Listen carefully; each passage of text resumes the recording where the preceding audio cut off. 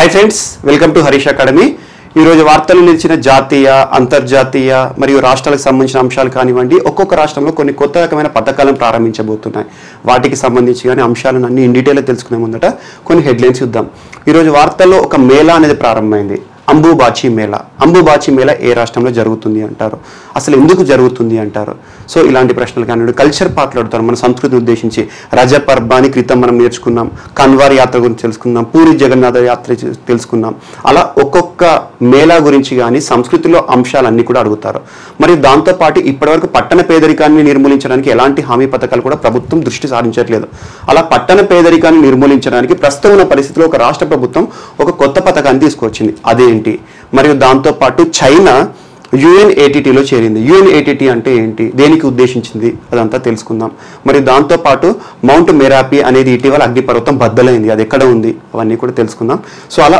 ఒక్కొక్క అంశం రాష్ట్రంలో ప్రారంభించబోతున్న పథకాలు కానివ్వండి వార్తలు నిలిచిన వ్యక్తులు ఆశుతోష్ ఎవరు ఇలాంటివన్నీ కూడా నేర్చుకొని మనం ఒక్కొక్కటి ఇన్ డీటెయిల్గా వెళ్దాం okay so first urban employment programme ఇటీవల అర్బన్ ఎంప్లాయ్మెంట్ ప్రోగ్రామ్ ని ప్రారంభిస్తున్నట్టుగా జార్ఖండ్ ప్రభుత్వం ఒక ప్రకటన చేసింది జార్ఖండ్ ప్రభుత్వం మనం ఇప్పటి వరకు చూడండి భారతదేశంలో రూరల్ ఎంప్లాయ్మెంట్ ని ప్రొవైడ్ చేసే పథకాలు మాత్రమే ప్రభుత్వం ఇప్పటివరకు చేపట్టింది చూడండి Mahatma Gandhi national rural employment guarantee act చట్టం చేసింది అలా గ్రామీణ పేదలను ఉద్దేశించి పేదరిక నిర్మూలనలో భాగంగా చాలా పథకాలను ప్రవేశపెడుతుంది ఎప్పుడైనా చూడండి పేదరికాన్ని నిర్మూలించాలంటే ఏం చేయాలి ఒక employment programme employment generation start చేయాలి అలా పేదరికాన్ని నిర్మూలించాలి అనే ఉద్దేశంతో Mahatma Gandhi national rural employment guarantee act భారతదేశం మొత్తం కూడా అమలవుతుంది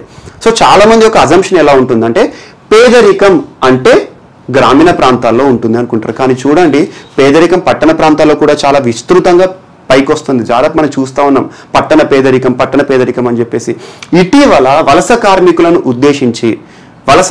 ఉద్దేశించి అంటే ఏంటంటే కరోనా కారణంగా దేశమంతా లాక్డౌన్ అయింది మనకు తెలుసు అలా లాక్డౌన్ అయ్యి ప్రతి ఒక్క రాష్ట్రంలో కూడా పరిశ్రమలన్నీ స్తంభించిపోయాయి అలా పరిశ్రమల్లో పనిచేసే కూలీలు ఎవరైతే ఉంటారో అక్కడ ఉపాధిని కోల్పోవడం ద్వారా స్వస్థలాలకు చేరుకుంటున్నారు అలా స్వస్థలాలకు చేరుకొని వారి రాష్ట్రంలో ఉన్న వలస కూలీలు ఎవరైతే ఉంటారో సొంత వలస కూలీలు వారికి ఉపాధి కల్పించడం ఈరోజు ప్రశ్నార్థకంగా ప్రభుత్వాలకు ఒక పెద్ద ఛాలెంజ్గా ఉన్నాయి సో వీరికి ఉపాధి అనేది కల్పించాలి ఏం చేయాలి అని చెప్పేసి ఇటీవల చూడండి కేంద్ర ప్రభుత్వము గరీబ్ కళ్యాణ్ రోజ్గార్ యోజన అనేది ఒకటి ప్రారంభించింది అలా గరీబ్ కళ్యాణ్ రోజ్గార్ యోజన 6 రాష్ట్రాల్లో భీమారు రాష్ట్రాల్లో ప్రారంభించింది ముఖ్యంగా ఎందుకోసం ప్రారంభించింది అందులో కూడా మీకు క్రితం వీడియోలో చెప్పాను ఇప్పుడు ఇంకొక సమస్య ఏంటంటే చాలా మంది మేధావులు కూడా ప్రశ్నిస్తున్నారు ప్రభుత్వాన్ని పేదరికం గ్రామాల్లోనే ఉండదు పట్టణాల్లో కూడా ఉంటుంది అలా పట్టణ పేదరికం నిర్మూలించడానికి పథకాలను ప్రారంభించండి అని చెప్తున్నాయి అలా జార్ఖండ్లో ఇటీవల ఒక పథకం వార్తలు నిలిచింది అదేంటంటే ముఖ్యమంత్రి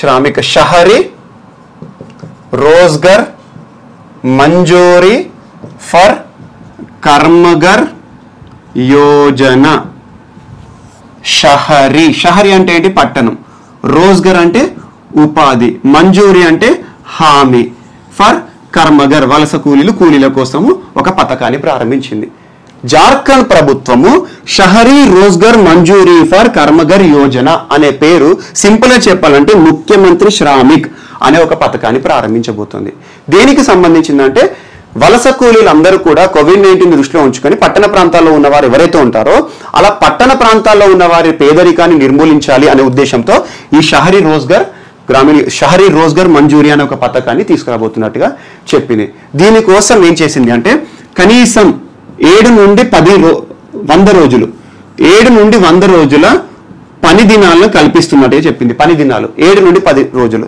ఎగ్జాంపుల్ మరి చూడండి Mahatma Gandhi national rural employment guarantee act ఏదైతే ఉంటుందో కనీసం 100 పని దినాలను కల్పించాలని అది పెంచుకుంటూ పోతున్నారు సో కనీస పని దినాలను కల్పించాలి అనే ఉద్దేశంతో ఇది ఉద్దేశించబడింది అలా కనీసం 7 రోజులు మాక్సిమం 100 రోజులు ఈ పథకం కింద ఇవ్వాలి ఒక పనిని అనేది వలస కూలీలకు అప్పజెప్పాలి అని చెప్పేసి ప్రభుత్వం ప్రారంభించింది ఈ రకంగా ఆసక్తి గల వాళ్ళు ఎవరైతే ఉంటారో అర్బన్ స్కిల్డ్ గాని వారందరూ కూడా అప్లై చేసుకోవాల్సి ఉంటుంది ప్రభుత్వానికి అప్లై చేసుకున్న తర్వాత నిర్ణీత సమయంలో వీరికి ఏదో ఒక ఉపాధిని గాని పనిని గాని అప్పజెప్తారు ఒకవేళ విత్ ఇన్ ద టైం ప్రభుత్వం గనక వీరికి పని అప్పచెప్పలేదు అనుకోండి, అప్లై చేసుకున్న వారికి ఏం చేస్తుంది, వీరికి ఒక భృతి అనేది ఇస్తుంది. భృతి మనకు తెలుసు. భృతి ఎగ్జాంపుల్ మన భారతదేశంలో చాలా మంది నిరుద్యోగులు ఉన్నారు.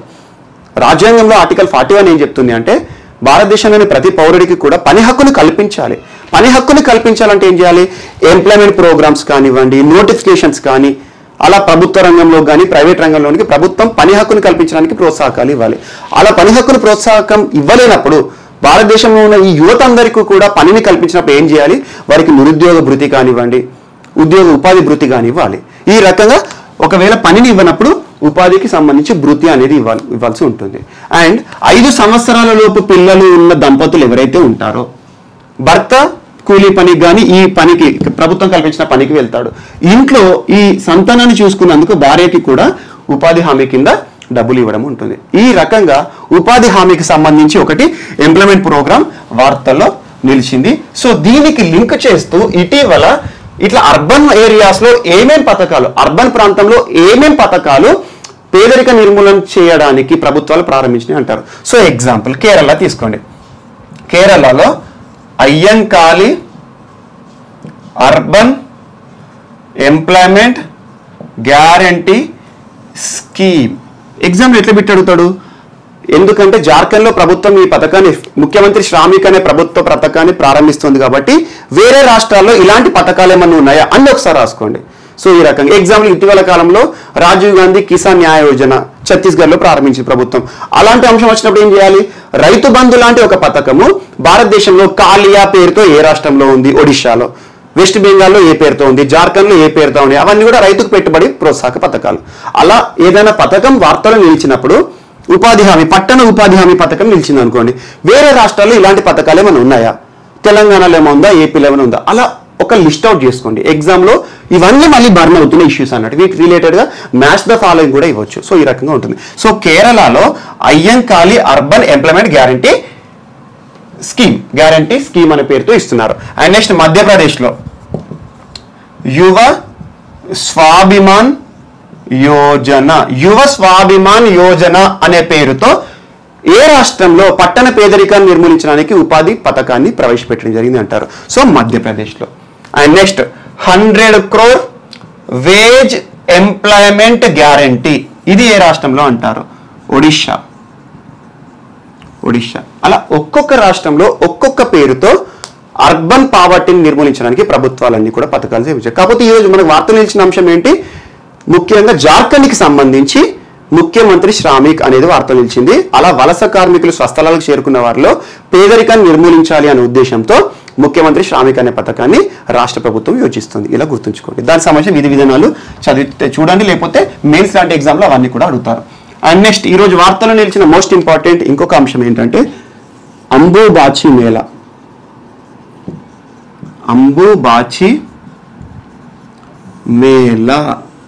చూడండి, క్రితం క్లాస్లో మనం కన్వర్ యాత్రకి సంబంధించిన ఇన్ఫర్మేషన్ ఇచ్చాను. రజపర్బ అనే ఒక పండుగ గురించి చెప్పాను. మీరు చూడండి, టైటిల్లో కూడా మీకు దొరుకుతుంది. రజపర్బ అనే పండుగ ఏ రాష్ట్రంలో జరుగుతుంది అంటారు. 3 రోజుల పండుగ ఎవరిని ఉద్దేశించుతూ జరుగుతుంది అంటారు.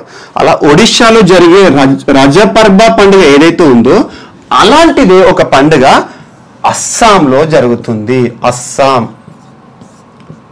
కామాఖ్య అనే అమ్మవారికి సంబంధించి కామాఖ్య అనే అమ్మవారిని ఉద్దేశించు అంబుబాచి మేళా ప్రతి సంవత్సరం అస్సాంలో జరుగుతుంది.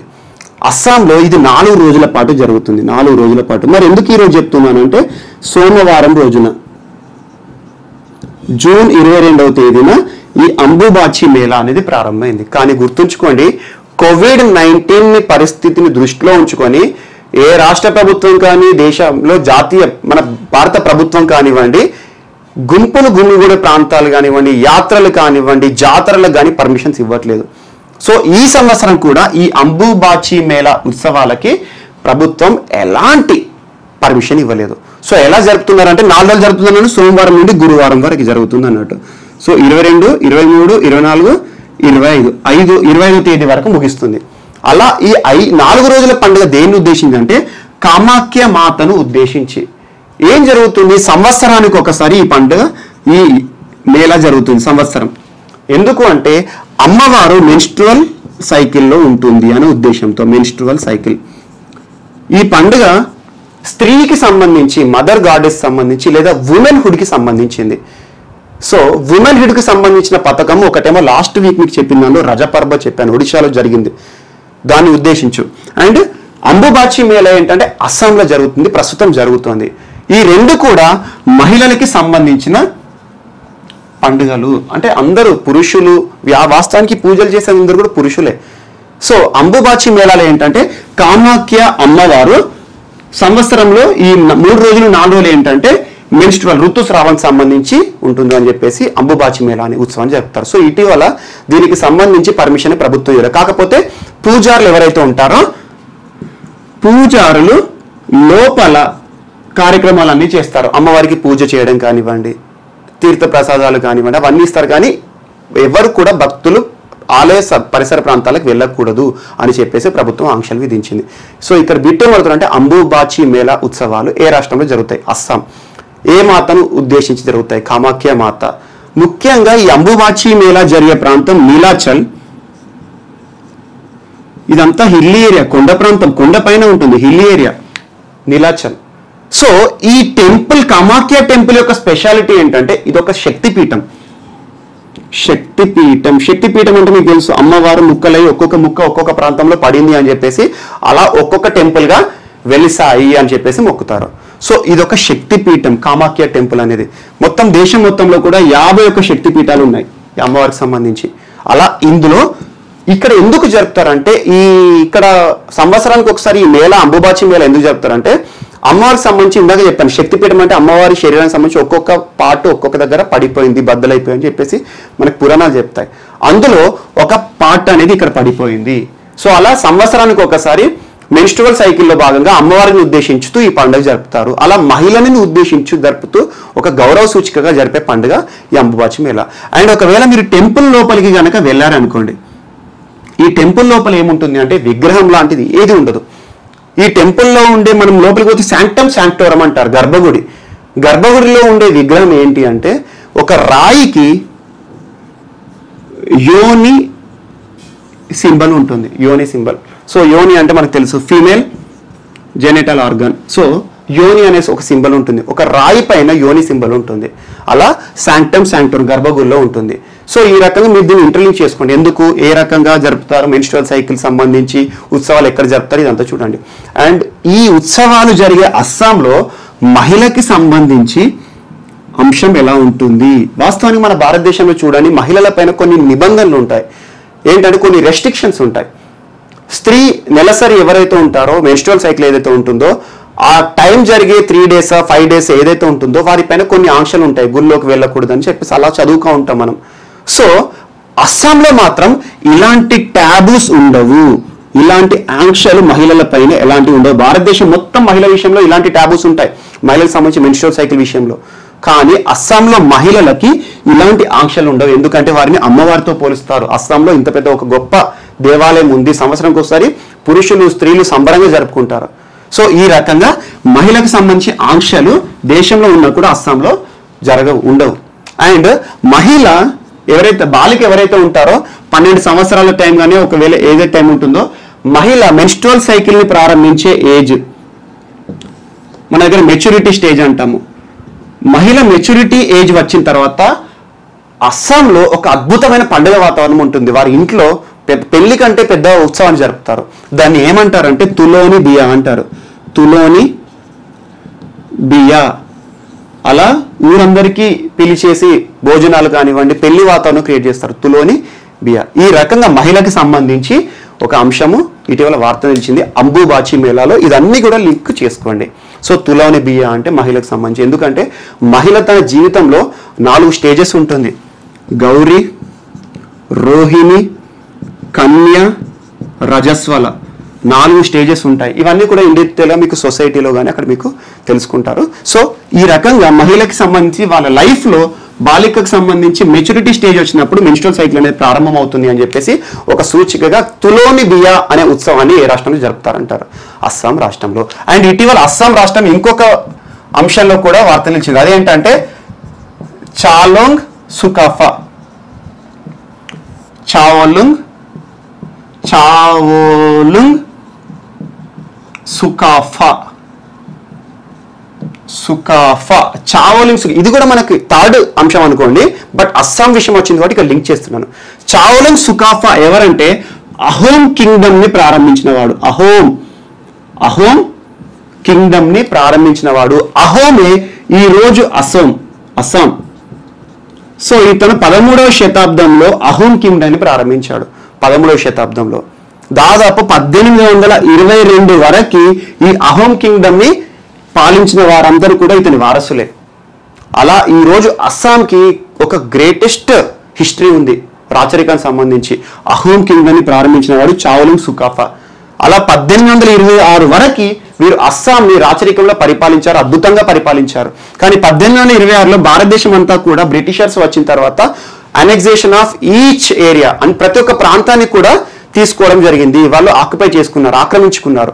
అందులో భాగంగా ఈ అస్సాం ప్రాంతాన్ని కూడా ఆక్రమించుకున్నారు. అదేంటంటే ట్రీటీ ఆఫ్ యాండలు.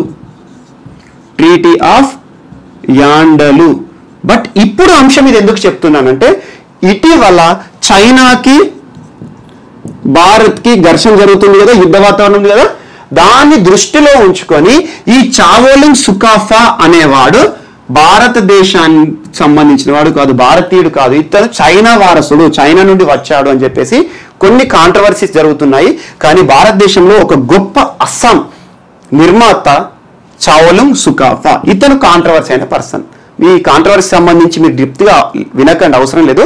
కాకపోతే అస్సాం రాజవంశాన్ని ప్రారంభించిన ఏ రాజు విషయంలో ఇటీవల ఒక కాంట్రవర్సీ వచ్చింది.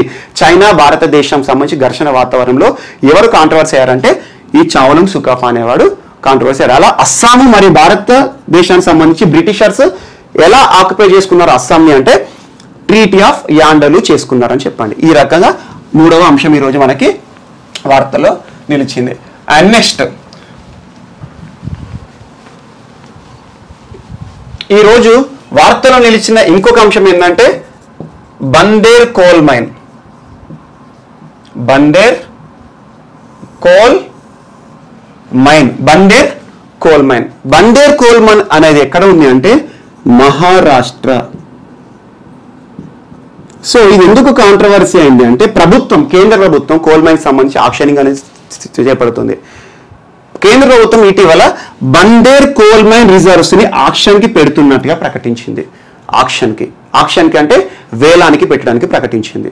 దానికి సంబంధించి ఎందుకు కాంట్రవర్సీ ఏంటంటే మహారాష్ట్రలో అత్యంత ప్రతిష్టాత్మకమైన ఒక టైగర్ రిజర్వ్ ఉంది, తడోబా అందేరి టైగర్ రిజర్వ్. మనకు తెలుసు టైగర్ రిజర్వ్స్ అంటే టైగర్స్ ఉంటాయి. ఒకవేళ నిజంగానే పులిని వాస్తవంగా దగ్గర నుండి చూడాలి అనే ఉద్దేశం ఎవరికన్నా ఉంటే ఈ తడోబా అందేరి టైగర్ రిజర్వ్ పోతే సరిపోతుంది.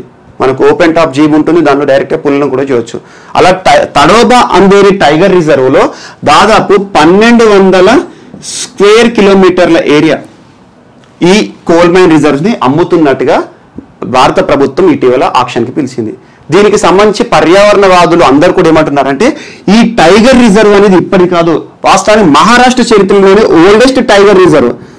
ఇంతటి గొప్ప సంస్కృతి చరిత్ర ఉన్న ఇంత పెద్ద పులులు ఉన్న ఈ ప్రాంతాన్ని కోల్ మైనింగ్ కి ఆక్షన్ చేస్తే ఈ టైగర్ రిజర్వే ప్రశ్నార్థకం అయిపోతుంది. ఈ పులులన్నీ కూడా సంచరించే ఈ ప్రాంతమే పోతుంది. ఎందుకంటే భారతదేశంలో ప్రతి సంవత్సరం టైగర్ సెన్సస్ అనేది చూస్తూ ఉంటాం మనం, ప్రతి సంవత్సరము 2 ఏళ్ళు 5 ఏళ్ళకు ఒకసారి. అలాంటి టైగర్ సెన్సస్ చేసే మన భారతదేశంలో టైగర్స్ ఉండే ప్రాంతాన్ని తీసుకుపోయి ఎక్కడ పెడతారు అని చెప్పేసి చెప్పడం జరిగింది. ఈ రకంగా మహారాష్ట్రకి సంబంధించి తడోబా అందేరి టైగర్ రిజర్వ్ ఇటీవల వార్తలు నిలిచింది. ఎందుకు అంటే అక్కడ ఉండే బందేర్ కోల్ మైన్ సంబంధించి ప్రాంతాన్ని ఆక్షన్కి పెడుతున్నట్టుగా కేంద్ర ప్రభుత్వం ప్రకటించింది. ఈ రకంగా తడోబా అందేరి ఎక్కడ ఉందంటే, ఎందుకంటే వార్తలు నిలిచిన ప్రదేశాల గురించి అడుగుతారు కదా, అలా చూసుకోండి. అండ్ నెక్స్ట్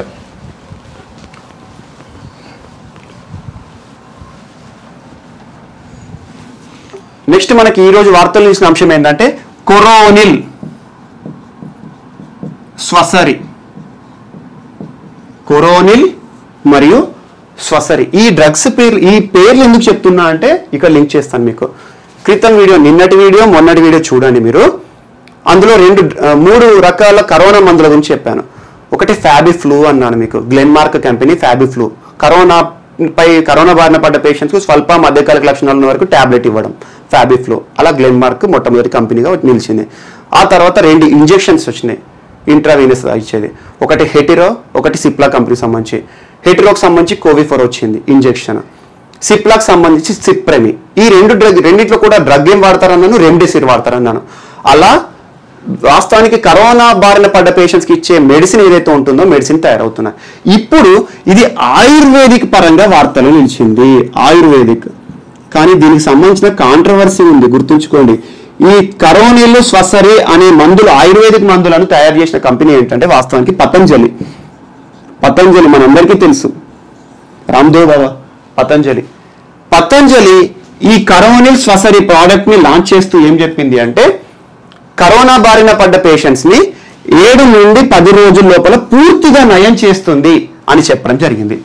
కానీ దీనికి సంబంధించి కేంద్ర ప్రభుత్వం ఆధ్వర్యంలో ఆయుష్ మంత్రిత్వ శాఖ ఏం చెప్పింది, దీనికి సంబంధించి కొరోనిల్ కానీ స్వసరికి సంబంధించి అందులో ఏం కంపోజిషన్ వాడారు, ఏం ఇంగ్రీడియంట్స్ వాడారు, అసలు క్లినికల్ ట్రయల్స్ ఏంటి, ఇలాంటి సమాచారం మాకేమీ అందలేదు అని చెప్పేసి కూడా చెప్పడం జరిగింది. సో దీనికి సంబంధించిన డేటా అంతా ప్రభుత్వానికి ఇవ్వండి. ఎందుకంటే భారతదేశంలో మీకు ప్రతిసారి చెప్తున్నాను, DCGI drug control general of India ప్రకారము, CDSCO ప్రకారము ఏ మందునైనా మార్కెట్లోకి రిలీజ్ చేసే ముందట పర్మిషన్స్ కావాలి. అది ఆయుర్వేదిక్ అయినా లేకపోతే మనం వాడే హోమియోపతి కానీ అల్లోపతి కానీ ఇంగ్లీష్ మందులు ఏవైనా సరే. సో ఒక పర్మిషన్ లేకుండా ఇది మార్కెట్లోకి ఎలా రిలీజ్ చేస్తారు, దీనికి సంబంధించిన విధి విధానాలన్నీ తొందర మాకు ఇవ్వండి అని చెప్పేసి ఆయుష్ మంత్రిత్వ శాఖ పతంజలి సంస్థను అడగడం జరిగింది. ఈ రకంగా వార్తలు నిలిచింది కొరోనిల్ మరియు స్వసరి. అండ్ నెక్స్ట్ ఈరోజు వార్తలు నిలిచిన ఇంకొక అంశం ఏంటంటే చైనా UNATTలో జాయిన్ అవుతున్నట్టుగా ప్రకటించింది. UNATT అంటే ఏంటంటే UN ఆర్మ్స్ ట్రేడ్ ట్రీటీ అన్నట్టు, ఆర్మ్స్ ట్రేడ్ ట్రీటీ. ఇది 2014లో ప్రారంభమైంది. దీనిపైన చైనా సంతకం పోతున్నట్టుగా చెప్పింది. యాక్చువల్గా ఆర్మ్స్ అంటే ఏంటి, ఆయుధాలు. పేరు గుర్తుంచుకోండి, ఏదైనా క్వశ్చన్ అడిగితే దాని మీనింగ్ అర్థం చేసుకోండి, సగం ఆన్సర్ వచ్చినట్టు మీకు. ఆర్మ్స్, ట్రేడ్ వాణిజ్యం, ట్రీటీ ఒప్పందం. ఆయుధాలకు సంబంధించి వాణిజ్యం, ఎగుమతులు దిగుమతులకు సంబంధించి దేశాలు చేసుకునే ఒప్పందాన్ని UNATT అంటారు. అంటే ప్రపంచంలో అన్ని దేశాలు చాలా దాదాపు 190 ఐక్యరాజ్య సమితి సంబంధించి చెప్తున్నా ఎగ్జాంపుల్, 193 దేశాలు ఉన్నాయనుకోండి. 193 దేశాల్లో ఒక దేశం నుండి ఇంకొక దేశానికి అలా దేశాల మధ్యలో ఆయుధాలకు సంబంధించి ఎగుమతులు దిగుమతులు జరుగుతాయి. ఎగ్జాంపుల్ మనకు సంబంధించి అడ్వాన్స్డ్ వెపన్స్ ని మనం వేరే దేశం అమెరికా నుండి కానీ రష్యా నుండి కానివ్వండి ఫ్రాన్స్ నుండి కానీ మనం దిగుమతి చేసుకుంటాం. యుద్ధ విమానాలను కానివ్వండి, చిన్న చిన్న రివాల్వర్స్ ఆయుధాలు, చిన్న చిన్న ఆయుధాల నుండి యుద్ధ ట్యాంకుల వరకు ప్రపంచంలో ఏ దేశం నుండి ఎగుమతి అవుతున్నాయి, ఏ దేశం నుండి దిగుమతి అవుతున్నాయి, ఇదంతా కూడా ఒక ఒప్పంద ప్రకారం జరగాలని వచ్చింది UNATT 2014. దీనిలో ప్రారంభంలో 130 దేశాలు సైన్ చేశాయి. కానీ ప్రస్తుతం 109 దేశాలు మాత్రమే ఇందులో కంటిన్యూ అవుతున్నాయి. అందులో ఇటీవల చైనా ఒప్పందం చేసుకోవడానికి ముందుకు వచ్చింది. ఎందుకంటే ఇప్పుడు ఏం చేయాలి, ఈ దేశాలు ఈ UNATTలో సభ్య దేశాలు ఏం చేయాలంటే వారు ఆయుధాలకు సంబంధించి వెపన్స్ ఏవైతే ఉంటాయి, యుద్ధ ట్యాంకుల నుండి చిన్న చిన్న రివాల్వర్స్, ఏ వెపన్ అయినా సరే దానికి సంబంధించి ఏ దేశానికి ఎగుమతి చేస్తున్నాం, మాకు కావాల్సిన ఏ దేశం నుండి దిగుమతి చేసుకుంటున్నాం, అదంతా కూడా ఒక డేటా మెయింటైన్ చేయాలి ఈ సభ్య దేశాలన్నీ కూడా. అడిగినప్పుడు వీటి మధ్యలో మీటింగ్ జరిగినప్పుడు అవన్నీ కూడా వాళ్ళు సబ్మిట్ చేసుకొని దాని గురించి డిస్కషన్ చేయాలి. అండ్ ఇక్కడ ఇంకొక కీలక ప్రశ్న ఏంటంటే భారతదేశం UNATTలో సభ్య దేశమా కాదా అంటారు. సో ఆలోచించండి, భారతదేశం UNATTలో సభ్య దేశం కాదు. సో ప్రస్తుతం UNATT ఎందుకు వార్త తెలిసిందే, UNATT UN arms trade treaty, United nations arms trade treaty అనొచ్చు. ఇది దేనికి సంబంధించి అంటే ఆయుధాలకు సంబంధించి ఎగుమతి దిగుమతులు. దీని విషయంలో భారతదేశం ఏ దేశం నుండి ఆయుధాలు దిగుమతి చేసుకుంటాం, మేము ఏ దేశానికి ఎగుమతి మేము ఎవరికి చెప్పాల్సిన అవసరం లేదు, మాది సార్వభౌమ దేశం అని చెప్పేసి దీనిలో సంతకం చేయలేదు. సో చైనా ద్వారా ఈ సంస్థ మళ్ళీ వార్తలు నిలిచింది. ఈ రోజునే జరిగిన సంఘటన అది. అండ్ నెక్స్ట్ ఇంకొక అంశం ఏంటంటే మౌంట్ మెరాపి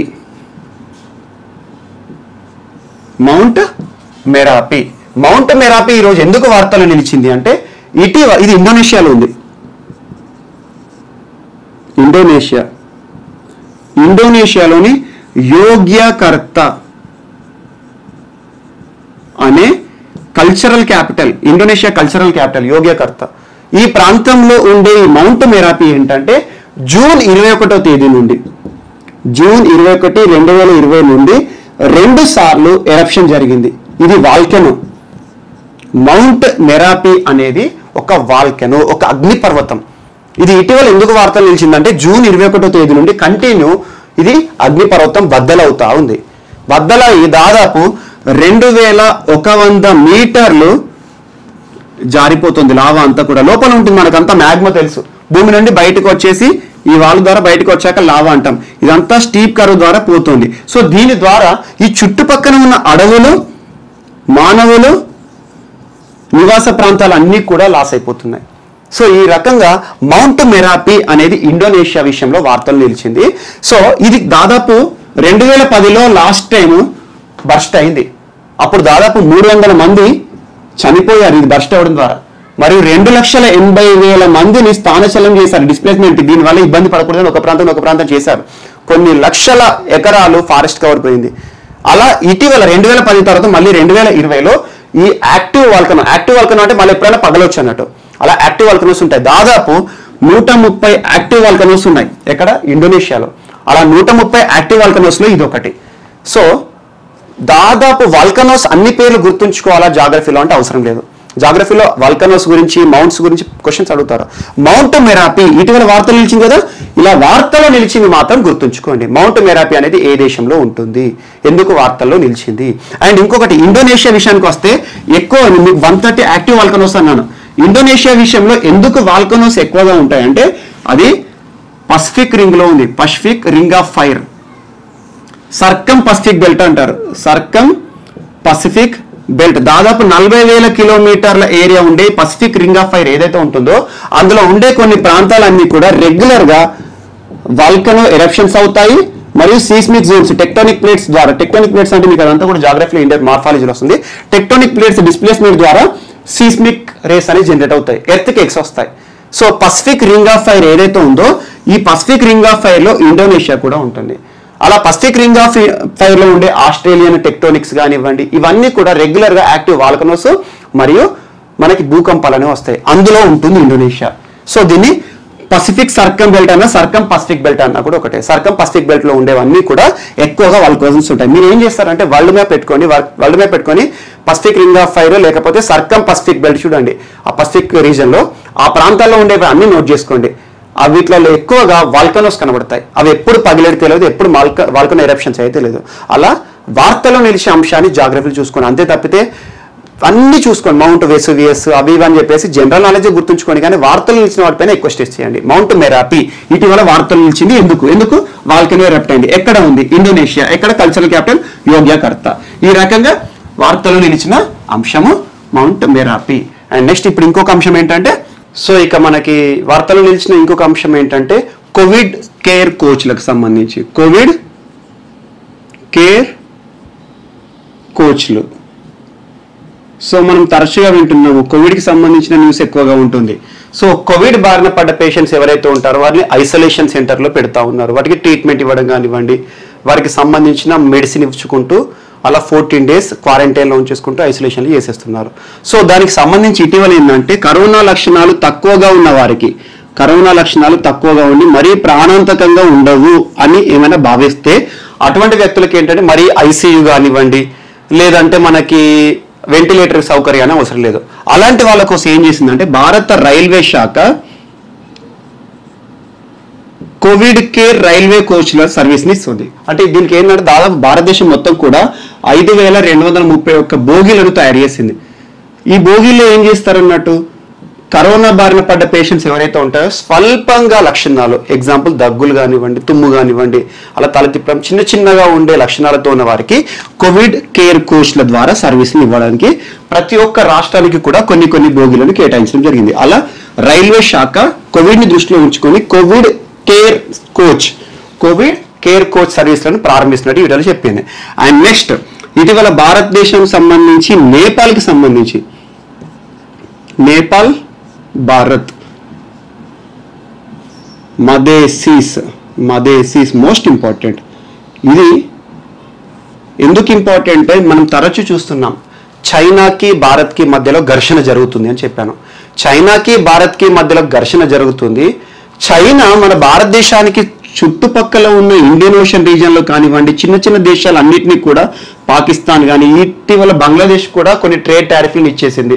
ట్రేడ్ టారిఫ్ సంబంధించి ఎగ్జామ్షన్ చేయడం కానివ్వండి, శ్రీలంకలకు అప్పు ఇవ్వడం కానివ్వండి, నేపాల్కి అప్పులు ఇచ్చేయడం కానివ్వండి, అలా చైనా మన భారతదేశం చుట్టూ ఉన్న దేశాలన్నిటికీ కూడా దగ్గర చేసుకుంటుంది. కారణం ఏంటంటే భారతదేశాన్ని వీక్ చేయాలి ఈ ప్రాంతాల్లో కూడా అని చెప్పేసి. అలా ఇటీవల నేపాల్ని కూడా భారతదేశానికి దూరం చేసే ప్రయత్నాలు చేస్తుంది. మనం ఇటీవల చూసాము నేపాల్ ఒక మ్యాప్, వివాదాస్పద మ్యాప్ని రిలీజ్ చేసింది. లిపుల్ లేక్ కానివ్వండి, కాలాపాని, లింపియాదురా, ఈ ప్రాంతాలన్నింటినీ కూడా నేపాల్ వారి యొక్క మ్యాప్లో చూపించుకొని ఇవి మా దేశం కిందికి వస్తాయని చెప్పేసి నేపాల్ ఆమోదం కూడా జరిగింది. అలా అధికారికంగా మ్యాప్ని తీసుకొచ్చింది. తర్వాత ఇప్పుడు ఏం చేసింది నేపాల్ అంటే భారతదేశానికి నచ్చని, భారతదేశానికి వ్యతిరేక చర్య, కాకపోతే చాలా మంది అబ్జర్వ్ చేయరు, ఒక వ్యతిరేక చర్య ఏం చేసిందంటే నేపాల్కి సంబంధించి పౌరసత్వ సవరణ చేయబోతుంది. పౌరసత్వ సవరణ అదేంటంటే నేపాల్కి సంబంధించి పౌరసత్వాన్ని గురించి ఇటీవల ప్రభుత్వం ఒక చర్య చేసింది. అదేంటంటే నేపాల్కి సంబంధించి ఎవరైనా ఒక వ్యక్తిని పెళ్లి చేసుకునే అమ్మాయి, విమెన్ ఎవరైతే ఉంటారో, నేపాల్కి సంబంధించి కాక వేరే దేశం అమ్మాయి గనక నేపాల్ అబ్బాయిని పెళ్లి చేసుకుంటే నేపాల్ పౌరసత్వం రావాలంటే 7 సంవత్సరాల పాటు వెయిట్ చేయాలి. 7 సంవత్సరాల పాటు. ఎందుకు 7 సంవత్సరాల పాటు అంటే ఈమె వేరే దేశం అమ్మాయి, ఇతను వేరే దేశం అబ్బాయి. నేపాల్, ఇతను స్థానికుడు. ఇతన్ని పెళ్లి చేసుకున్న అమ్మాయి నేపాల్ పౌరసత్వం పొందాలంటే 7 సంవత్సరాలు వెయిట్ చేయాల్సిందే. కాకపోతే 7 సంవత్సరాలు తను దేశంలో ఉండొచ్చు, దాంతోపాటు బిజినెస్ కార్యకలాపాలు కానీ అన్నీ జరగవచ్చు. కాకపోతే పౌరసత్వం కానివ్వండి, లీగల్గా పౌరసత్వం రావాలంటే 7 సంవత్సరాలు పడుతుంది. అలా సిటిజన్షిప్ బై న్యాచురలైజేషన్ ఈ రకంగా రావాలి అని చెప్పేసి 7 సంవత్సరాల సమయాన్ని పెట్టింది.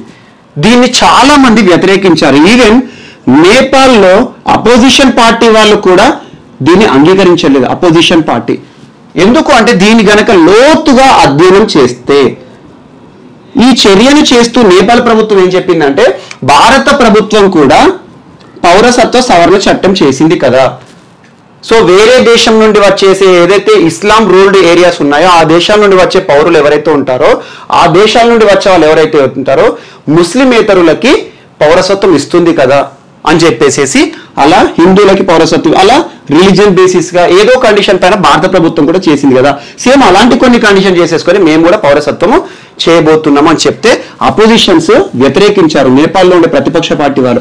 రీజన్ ఏంటంటే మదేసీ రీజన్, నేపాల్లో సౌత్ నేపాల్లో మదేసీ రీజన్ ఉంటుంది. మదేసీ అనే ఒక ప్రాంతం, మదేసీ ఇదంతా కూడా ఒక ఐసోలేటెడ్ ఒక టెరెన్ ప్రాంతం. మదేసీ టెరెన్ ఏదైతే ఉంటుందో ఇందులో నివసించే ప్రజలందరూ కూడా ఈ బిల్లును వ్యతిరేకిస్తున్నారు. కారణం ఏంటంటే ఈ మదేసీ వాళ్ళకి బార్డరింగ్ ఏముంటుందంటే భారతదేశానికి సంబంధించి బీహార్ రాష్ట్రం మరియు ఈస్టర్న్ యూపీ ప్రాంతంలో నివసించే ప్రజలతో ఈ మదేసీ ప్రాంతం వాళ్ళకి సంబంధాలు ఉంటాయి. కారణం ఏంటంటే కిన్షిప్, కొన్ని బంధుత్వాలు కానివ్వండి, పురాతన కాలం నుండి వీరి యొక్క కల్చర్, సంస్కృతి సేమ్గా ఉంటాయి. సో ఈస్టర్న్ యూపీ, బీహార్, మదేసీ ఈ 3 ప్రాంతాలు ఏవైతే ఉంటాయో వీరి మధ్యలో వివాహ సంబంధాలు చాలా వరకు రిలేటివ్స్ ఉంటారు ఒకరికొకరికి. కారణం ఏంటంటే వాళ్ళ సంస్కృతి కానివ్వండి, మాట్లాడే భాష కానీ ఒక రకంగా ఉంటుంది. ఇప్పుడు మదేసీ అనేది ఏదైతే ఉంటుందో వేరే దేశంగా కన్సిడర్ చేసేవారికి ఇప్పటి వరకు కూడా బీహార్ వాళ్ళని మ్యారేజ్ టైంలో ఇచ్చిపుచ్చుకోవడం, ఈ మదేశీలతో బీహారీ వాళ్ళని ఇచ్చుకోవడం అలా జరిగేది. అలా ఇప్పటి వరకు వీళ్ళు వివాహ బంధం ఏర్పాటు చేసుకొని పోయేవాళ్ళు. బట్ ఇప్పుడు దీన్ని చేస్తే ఈ బీహార్ ప్రాంతంలో ఉండేవారు వేరే దేశం వాళ్ళు అవుతారు, ఇక్కడ ఉండేవారు వేరే దేశం వారు అవుతారు. ఆటోమేటిక్గా ఇక్కడ నుండి ఒకటే బంధుత్వం కింద పురాతన కాలం నుండి వాళ్ళకి బంధుత్వాలు ఉన్నా కూడా ఇప్పుడు ఈ చట్టం తీసుకొస్తే వారికి ఎట్టి పరిస్థితుల్లో పౌరసత్వం రావాలంటే వాళ్ళు పరదేశీయుల కిందికి వస్తారు. వీరి బంధుత్వం అంతకుముందు ఏర్పడి ఉన్నా కూడా, కొన్ని ఏళ్ల నుండి ఉన్నా కూడా వీరు పరాయి వాళ్ళ లెక్క ఉంటారని చెప్పేసి కొన్ని రీజన్స్ అనేవి ఇటీవల జరుగుతున్నాయి. సో ఇదంతా కూడా డెప్త్ అనలిటికల్ గా మెయిన్స్ సివిల్స్ లో అడుగుతారు ఇలాంటివి. బట్ ఇక్కడ ఏం బిట్ అడుగుతారంటే ఇటీవల నేపాల్ ఒక పౌరసత్వ సవరణకు సంబంధించి ఒక వివాదాస్పదమైన ప్రాంతం మదేసి అని ఉంది. మదేసికి సంబంధించి భారతదేశంలోని ఏ రాష్ట్ర ప్రజలతో సంబంధం ఉంటుంది అని చెప్తారు. సో మదేసీస్ ఏ దేశానికి సంబంధించిన వారు, ఎందుకు వివాదం అవుతుంది, ఇలా అడుగుతారు. సో మదేసీస్ కి సంబంధించి కూడా ఇటీవల ఒక వార్త నిలిచింది. వీరికి సంబంధించి బిల్లు ఏదైతే ఉందో దేశం మొత్తం కూడా సవరణ చట్టం అమలవుతుంది, కానీ మదేశీలను దృష్టిలో పెంచుకొని నేపాల్ ప్రభుత్వం అనేది చేసింది, ఎందుకంటే భారత్కి వ్యతిరేకంగా చేస్తోంది అన్నట్టుగా ఒకటి వార్తలు నిలిచింది. అండ్ నెక్స్ట్ ఈ రోజు వార్తలో నిలిచిన ఇంకొక అంశం ఏంటంటే జల్ జీవన్ మిషన్ కూడా. జల్ జీవన్ మిషన్ తరచూ వార్తలు నిలుస్తుంది. ఇది క్రితం మీకు 20 days 15 days రెగ్యులర్గా దీని గురించి చెప్పాను. జల్ జీవన్ మిషన్ అంటే ఏంటంటే భారతదేశంలోని అన్ని ప్రాంతాల్లో నివసించే ప్రజలకి 2024 సంవత్సరంలోగా ప్రతి ఒక్క వ్యక్తికి కూడా 55 liters per day portable drinking water ఇవ్వాలి, పోర్టబుల్ వాటర్ ఇవ్వాలి. అలా ప్రతి ఒక్కరికి కూడా నీటి సౌకర్యాన్ని కల్పించే కార్యక్రమమే జల్ జీవన్ మిషన్. ఈ జల్ జీవన్ మిషన్ సంబంధించి ఇటీవల నిధుల కొరత ఏర్పడుతోంది. దీన్ని ఎప్పుడు ప్రారంభించారంటే ఆగస్టు 2019లో ప్రారంభించారు. 1 year లోనే ఇది ఆల్మోస్ట్ 45% నిధుల కొరతను తట్టుకుంటుంది. నిధుల కొరత ఉంది ఈ పథకానికి సంబంధించి అని వార్త నిలుస్తుంది. అలా జల్ జీవన్ మిషన్ నిధుల కొరతను ఎదుర్కొంటోంది అని చెప్పడం జరిగింది. అందుకోసమని వీళ్ళు ఇటీవల finance commission 15th finance commission ఏం పిచ్ చేశారంటే 82,000 crores ని రిలీజ్ చేయండి ఈ జల్ జీవన్ మిషన్ పథకం కోసం అని చెప్పేసి అభ్యర్థించడం. అలా మళ్ళీ వార్త నిలిచింది. ఇక్కడ ఏమవుతారంటే తరచూ వార్తలు నిలుస్తున్న జల్ జీవన్ మిషన్ ఏదైతే ఉందో అది ఎందుకోసం ఉద్దేశించబడింది, ఏ సంవత్సరంలో ప్రారంభించింది, ఎన్నేళ్ళు టార్గెట్, 5 years లోపల ప్రతి ఒక్క భారతదేశంలో నివసించే ప్రతి ఒక్క వ్యక్తికి కూడా నల్లా ద్వారా డైలీ 55 liters per day ఒక వ్యక్తికి ఇవ్వాలని చెప్పేసి జల్ జీవన్ మిషన్ అనేది ఇటీవల వచ్చింది. అండ్ నెక్స్ట్ భారత్కి చైనాకి మధ్యలో జరుగుతున్న ఘర్షణని దృష్టిలో ఉంచుకొని భారత వెయిట్ లిఫ్టింగ్ సంఘం వారు వెయిట్ లిఫ్టింగ్ అని మనకు తెలుసు, వెయిట్ లిఫ్టింగ్ క్రీడ అనేది ఒకటి ఉంటుంది కదా, ఆ వెయిట్ లిఫ్టింగ్ వారు ఇటీవల ఒక నిర్ణయం తీసుకున్నారు. చైనా నుండి దిగుమతి అయ్యే ఏ క్రీడా సామగ్రిని కూడా వెయిట్ లిఫ్టింగ్ కి సంబంధించి మేము అనుమతించబోము అని చెప్పేసి స్పోర్ట్స్ అథారిటీ ఆఫ్ ఇండియాకి అభ్యర్థించడం జరిగింది. సాయ్ అంటారు, స్పోర్ట్స్ అథారిటీ ఆఫ్ ఇండియా. భారతదేశంలో స్పోర్ట్ రిలేటెడ్ అన్నిటికీ కూడా ఇది అగ్రగామిగా ఉంటుంది. సో వీళ్ళు ఏం చెప్పారంటే భారత్కి చైనాకి మధ్య ఘర్షణను దృష్టిలో ఉంచుకొని వీళ్ళు చెప్తున్న రీజన్ ఏంటంటే భారత్కి చైనా మధ్య ఘర్షణ చెప్పట్లేరు, బట్ ఏమంటున్నారంటే చైనా నుండి దిగుమతి అవుతున్న వస్తువులలో నాణ్యత లోపిస్తోంది, అవి కొంతకాలానికి ఖరాబ్ అయిపోతున్నాయి, ప్రాక్టీసింగ్ అనేది కరెక్ట్గా ఉండట్లేదు అని చెప్పేసి వెయిట్ లిఫ్టింగ్ సమాఖ్య వారు, భారతదేశంలో ఉండే వెయిట్ లిఫ్టింగ్ అగ్రగామి సంస్థ ఏదైతే ఉంటుందో, ఇండియన్ వెయిట్ లిఫ్టింగ్ కార్పొరేషన్ ఏదైతే సొసైటీ ఉంటుందో, భారత వెయిట్ లిఫ్టింగ్ సంఘం వారు దీనికి సంబంధించి క్రీడకు సంబంధించి వెయిట్ లిఫ్టింగ్ లో వాడే ఏ సామగ్రిని కూడా చైనా నుండి దిగుమతి చేసుకోదలుచుకోలేదు ఇక అని చెప్పేసి స్పోర్ట్స్ అథారిటీ ఆఫ్ ఇండియా వారికి చెప్పడం జరిగింది. సో ఈ రకంగా ఇది కూడా వార్తలు నిలిచింది. అండ్ మోస్ట్ ఇంపార్టెంట్ ఇంకొకటి ఏంటంటే ఈరోజు వార్తలు నిలిచిన మనకి ఏంటంటే చైనాకి సంబంధించి ఇటీవల మన కల్నల్ చనిపోవడం జరిగింది. సూర్యాపేటకి సంబంధించి కల్నల్ సంతోష్ బాబు గారు చనిపోయారు. మనం రెగ్యులర్గా చూస్తా ఉన్నాం వార్తల్లో. అందుకు సంబంధించి తెలంగాణలో తనకి సంతోష్ బాబు గారి భార్యకి Group 1 ఉద్యోగం ఇస్తామని చెప్పేసి 5 కోట్ల రూపాయలు ప్రకటిస్తున్నామని చెప్పేసి తెలంగాణ ప్రభుత్వం కూడా చెప్పింది. ఇటీవల సంతోష్ బాబుకు సంబంధించి భారత టైగర్ అనే ఒక బిరుదును కేటాయిస్తున్నట్టుగా అఖిల భారత ఆర్య వైశ్య సంఘం వారు ప్రకటించారు. సంతోష్ బాబు యుద్ధంలో చనిపోయారు. చనిపోయే ముందు కూడా పులిలా గర్జించారు. తన ముందు ఉన్న చైనీస్ ఎవరైతే ఉన్నారో వాళ్ళందరిపైన దాదాపు మొత్తం వారిపైన పోరాడారు. తన యొక్క ఈ అమరవీరుని దృష్టిలో ఉంచుకొని తనకి భారత టైగర్ అనే ఒక బిరుదు ఇస్తున్నట్టుగా చెప్పడం జరిగింది అఖిల భారత ఆర్య వైశ్య సంఘం వారు. సో దీనికి సంబంధించి ఇటీవల చెప్పడం జరిగింది. అండ్ మోస్ట్ ఇంపార్టెంట్ ఇటీవల వార్తలు నిలిచిన ఇంకొక నిధుల కొరతతో బాధపడుతున్న ఇంకొక ప్రభుత్వ పథకం ఏంటంటే సంసద్ ఆదర్శ్ గ్రామ యోజన. సంసద్ ఆదర్శ్ గ్రామ యోజన ఈ పథకాన్ని మనకు తెలుసు 2014లో నరేంద్ర మోడీ గారి ప్రభుత్వం వచ్చిన తర్వాత మనకి ప్రారంభించబడింది. అక్టోబర్ 11, 2014 జయప్రకాష్ నారాయణన్ గారికి ఉద్దేశంగా చేయడం జరిగింది. సో సంసద్ ఆదర్శ్ గ్రామ యోజన మొదట్లో చాలా ప్రాచుర్యం పొందింది. చాలా మంది ఈ పథకం గురించి మాట్లాడారు. ఏంటంటే లోక్సభ ఎంపీ, భారతదేశంలో ఉండే ప్రతి ఒక్క లోక్సభ ఎంపీ, రాజ్యసభ ఎంపీ మరియు నామినేటెడ్ ఎంపీస్ అందరూ కూడా వారు రానున్న 5 ఏళ్ల పాటు కనీసం ఒక్కొక్క గ్రామాన్ని 2 గ్రామాలని దత్తత తీసుకుని, ఏం లేదు ఎన్ని గ్రామాలని కండిషన్ లేకున్నా కూడా గ్రామాలను దత్తత తీసుకొని అభివృద్ధి చేసే ఒక కార్యక్రమం, గ్రామాలను అభివృద్ధి చేసే ఒక కార్యక్రమంగా సంసద్ ఆదర్శ్ గ్రామ యోజన అని చెప్పేసి ప్రారంభించారు. సో ఇటీవల మినిస్ట్రీ ఆఫ్ రూరల్ డెవలప్మెంట్ వారు ఒక రివ్యూ కమిషన్ వేశారు. రివ్యూ కమిషన్ భారతదేశంలో ఏ పథకం ఎలా అమలవుతుంది, ఎంతవరకు ఫలితాలను ఇస్తుంది అని చెప్పేసి రివ్యూ కమిషన్ వారు ఇచ్చిన రిపోర్ట్లు ఏం చెప్పారంటే సంసద్ ఆదర్శ్ గ్రామ యోజన అనే పథకము అసలు అమలు అవ్వట్లేదు, దీనిలో సక్సెస్ రేట్ అనేది అనుకున్న ఫలాలు రావట్లేదు. ఎందుకంటే ఆరంభంలో అద్భుతంగా కనిపించింది కానీ తర్వాత కాలంలో దీనికి సంబంధించి ఎలాంటి డెవలప్మెంట్ అనేది కనిపించట్లేదు. కారణం ఏంటంటే ఎంపీలు వారి ఎంపీ ల్యాడ్స్ నుండి ఎలాంటి ఖర్చులు పెట్టట్లేదు. Member of parliament local area development scheme, member of parliament local area development scheme MP LADS అనేది ఉంటుంది. ప్రతి ఒక్క ఎంపీకి కూడా కొన్ని నిధులు ఇస్తారు వారి నియోజకవర్గాన్ని కానీ డెవలప్ చేయడానికి. అలా ఎంపీ ల్యాడ్స్ నుండి చేయట్లేదు. అండ్ ప్రాపర్ సెలక్షన్ లేదు. గ్రామ పంచాయతీకి సంబంధించి ఒక్కొక్క గ్రామాన్ని ఎవరు కూడా సెలెక్ట్ చేసుకోవట్లేరు అని చెప్పడం జరిగింది. ఈ రకంగా ఆదర్శ్ గ్రామ యోజన ఏదైతే ఉందో ప్రారంభంలో సంవత్సరం మాత్రం కనబడింది, తర్వాత దీనికి సంబంధించి ఎలాంటి విధి విధానాలు అభివృద్ధి కనబడట్లేదు అని చెప్పారు. దీన్ని ఏం చేశారంటే స్టార్టింగ్ లో ఎగ్జాంపుల్ లోక్సభ ఎంపీ ఉన్నారు అనుకోండి, లోక్సభ ఎంపీ వారి నియోజకవర్గం ఏదైతే ఉంటుందో వారి నియోజకవర్గంలో ఏదో ఒక గ్రామాన్నైనా కనీసం తీసుకోవాలి. రాజ్యసభ ఎంపీ ఉన్నాడు అనుకోండి, రాజ్యసభ ఎంపీకి నియోజకవర్గం అంటూ ఉండదు, రాష్ట్రాన్ని రిప్రజెంట్ చేస్తాడు. సో రాజ్యసభ ఎంపీ తను ఏ రాష్ట్రాన్ని అయితే రిప్రజెంట్ చేస్తాడో ఆ రాష్ట్రంలోని ఏదో ఒక గ్రామాన్ని తీసుకోవాలి. దాంతో పాటు లోక్సభలో లోక్సభలో అయితే 2 నామినేటెడ్ మెంబర్స్ ఉంటారు, రాష్ట్రపతి నామినేట్ చేస్తారు. రాజ్యసభలో 12 మంది నామినేటెడ్ ఎంపీస్ ఉంటారు. అలా 14 మంది ఎంపీస్ ఎవరైతే నామినేటెడ్ ఉన్నారో వీళ్ళు భారతదేశంలోని ఏ గ్రామాన్నైనా తీసుకొని అభివృద్ధి పరచాలి. అలా గ్రామాన్ని దత్తతగా తీసుకోవాలి అని చెప్పేసి దత్తత కార్యక్రమం గ్రామాల విషయంలో ఇది అనుకున్న ఫలితాలను ఇవ్వట్లేదు.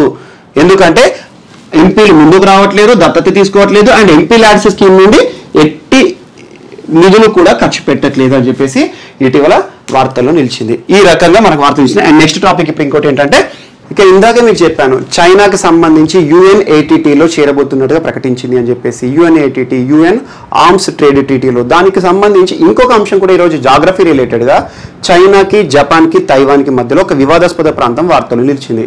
సో అభ్యర్థులు ఇలాంటి వివాదాస్పద ప్రాంతాలు ఏవైతే నిలుస్తున్నాయో వార్తలు జాగ్రఫీ రిలేటెడ్గా కానివ్వండి, ఇంతకు మీకు ఒక మౌంట్ చెప్పాను అగ్నిపర్వతం గురించి, అది ఎక్కడ ఉంది ఇండోనేషియాలో, దాన్ని పాయింట్అవుట్ చేసుకుని చూడండి. ఎందుకంటే ఒకసారి పిక్చర్ని చూసుకుని చదివితే ఈజీగా మెమరైజ్గా గుర్తుంటుంది. అండ్ ఎగ్జామ్లో ఇలాంటివి కాంట్రవర్సీ అవుతున్న టాపిక్స్ బిట్స్ అడుగుతారు. సో ఇప్పుడు టాపిక్ ఏంటంటే కాంట్రవర్సీ, ఇది సెంకాకు. సెంకాకు అంటే ఏంటంటే ఒక ఐలాండ్స్. సో ఈ సెంకాకు ఐలాండ్స్ పై ఇటీవల ఒక వివాదం చోటు చేసుకుంది. ఈ సెంకాకు ఐలాండ్స్ వివాదాస్పద ప్రాంతం ఏ దేశాల మధ్యలో అంటే జపాన్, చైనా, తైవాన్, ఈ 3 దేశాల మధ్యలో ఉండే ఒక వివాదాస్పద ప్రాంతం. ఈ 3 దేశాలు కూడా దేనికవే దీని విషయంలో మా అధికారం అంటే మా అధికారం అని చెప్పుకుంటాయి. ఏ ఒక్క దేశం కూడా దీనిపైన సంపూర్ణ అధికారం కలిగి ఉండదని చెప్పేసి వీరు భావిస్తూ ఉంటారు. అలా ఒక కాంట్రవర్షియల్ ఏరియా సెంకాకు ఐలాండ్స్. దీనికి సంబంధించి ఇటీవల జపాన్ ఒక చర్యని తీసుకుంది. ఈ సెంకాకు ఐలాండ్స్ పేరు మారుస్తున్నాము, ఈ సెంకాకు ఐలాండ్స్ పేరును టోనోషిరో సెంకాకు అనే పేరు పెడుతున్నట్టుగా చెప్పారు. టోనోషిరో సెంకాకు మనకు తెలుసు జపాన్ భాషలో ఎలా ఉంటాయి పదాలు.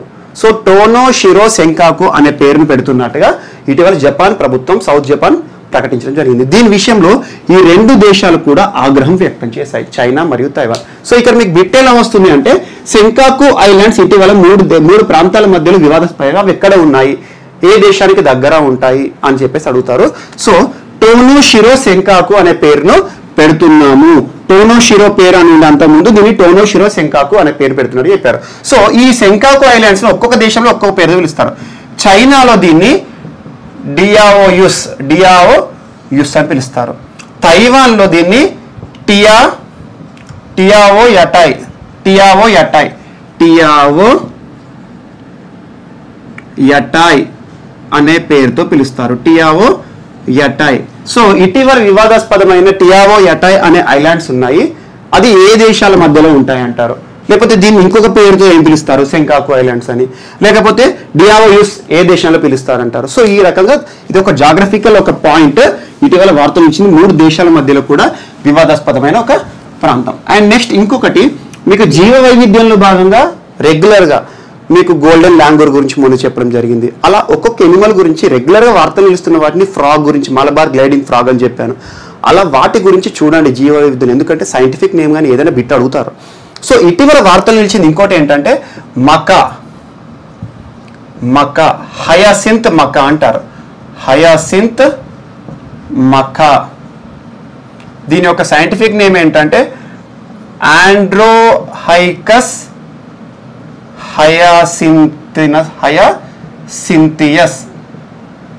హయాసింతియస్. ఇది ఏంటంటే హయాసింత్ మకా అనేది ఒక ప్యారెటే కానీ చాలా పెద్ద సైజులో ఉంటుంది ప్యారెట్. ఈ ప్యారెట్ ఇటీవల ఎందుకు వార్తలు నిలిచిందంటే ఈ ప్యారెట్ ని స్మగ్లింగ్ చేస్తూ కొంతమంది దొంగలు బయటపడ్డారు. స్మగ్లింగ్ మనకు తెలుసు, కొన్ని ఎగ్జోటిక్ ఎనిమల్స్ ని ఒక దేశం నుండి ఒక దేశానికి స్మగ్లింగ్ చేస్తూ ఉంటారు. సో ఈ హయాసింత్ మకా, ఈ మకా అనేది ఇటీవల వార్తలు నిలిచిందంటే బంగ్లాదేశ్ నుండి అక్రమంగా కొంతమంది ఈ హయాసింత్ మకా ఈ పక్షులను తీసుకొస్తూ దొరకడం జరిగింది. దీనికి సంబంధించి డైరెక్టరేట్ ఆఫ్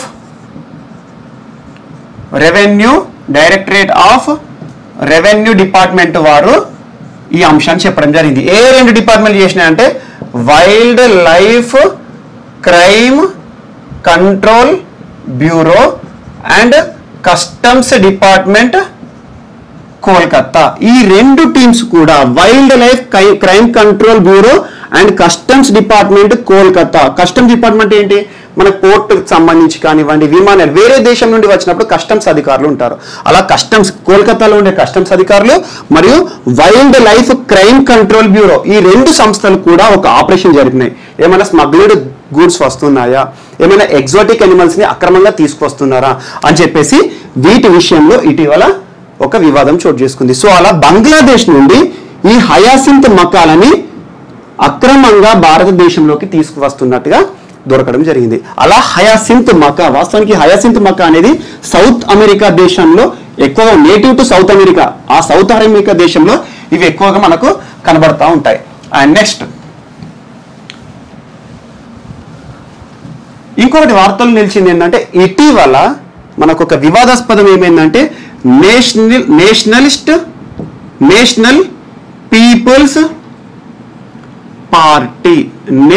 పీపుల్స్ పార్టీ, ఇది ఒక జాతీయ పార్టీ. ఈ జాతీయ పార్టీ విషయంలో ఏమవుతుంది అంటే ఇటీవల కొంతమంది సభ్యులు మణిపూర్ అసెంబ్లీకి సంబంధించి కొంతమంది ఎమ్మెల్యేలు రాజీనామా చేశారు. మణిపూర్ అసెంబ్లీ. సో అలా రూలింగ్ పార్టీకి సంబంధించిన కొంతమంది సభ్యులు రాజీనామా చేశారు. అలా రాజీనామా చేయడం ద్వారా నేషనల్ పీపుల్స్ పార్టీ అనేది మణిపూర్ నుండి వివాదాస్పదంగా నిలిచింది. ఎందుకంటే దీనికి 2019లో ఈ పార్టీకి సంబంధించి ఒక జాతీయ పార్టీ హోదా అనేది వచ్చింది. సో జాతీయ పార్టీ హోదా అనేది స్టాండ్ స్టిల్ గా, ఏ పార్టీ కూడా శాశ్వతంగా జాతీయ పార్టీగా ఉండదు, ఏ పార్టీ కూడా శాశ్వతంగా రాష్ట్రీయ పార్టీగా ఉండదు. మనకు తెలుసు కామన్ గా పార్టీల విషయానికి వస్తే ఒకటి జాతీయ పార్టీ అని, ఒకటి రాష్ట్రీయ పార్టీ అని, ఒకటి రిజిస్టర్డ్ పార్టీ అని చెప్పేసి పేర్లు వింటూ ఉంటాం. జాతీయ, రాష్ట్రీయ మరియు రిజిస్టర్డ్ పార్టీ. ఇవన్నిటిని ఎవరు గుర్తిస్తారంటే అకార్డింగ్ టు ఆర్టికల్ 324 ఎన్నికల సంఘం గుర్తిస్తుంది. రిప్రజెంటేషన్ ఆఫ్ పీపుల్స్ యాక్ట్ 1951 ఆధారంగా. అలా కొన్ని క్యారెక్టరిస్టిక్స్ ఆధారంగా ఒక పార్టీ గుర్తింపు పొందిన పార్టీయా, ఒక పార్టీ రిజిస్టర్డ్ పార్టీయా, లేకపోతే ఒక పార్టీ రాష్ట్ర హోదా కలిగిన పార్టీ, రాష్ట్రంలో గుర్తించబడ్డ పార్టీయా లేదా దేశంలో గుర్తించబడ్డ పార్టీయా అంటారు. సో ప్రస్తుతం నా అందరికీ తెలుసు దేశంలో గుర్తించబడ్డ మొత్తం జాతీయ పార్టీలు 8. ఒకటి BJP, Congress, CPI, CPM, BSP, NPP national people's party, AITC, NCP. గుర్తుంచుకోండి, చాలా పుస్తకాల్లో 6 అంటారు, కానీ ప్రస్తుతం దేశంలో గుర్తించబడ్డ జాతీయ పార్టీలు 8. ఒకటి బీజేపీ, ప్రస్తుతం దేశంలో కేంద్రంలో రూలింగ్లో ఉన్న పార్టీ బీజేపీ, నరేంద్ర మోడీ గారు ప్రధానమంత్రిగా ఉన్నారు. సెకండ్ కాంగ్రెస్, సోనియా గాంధీ, రాహుల్ గాంధీ, తరచు మనం వింటూ ఉంటాము.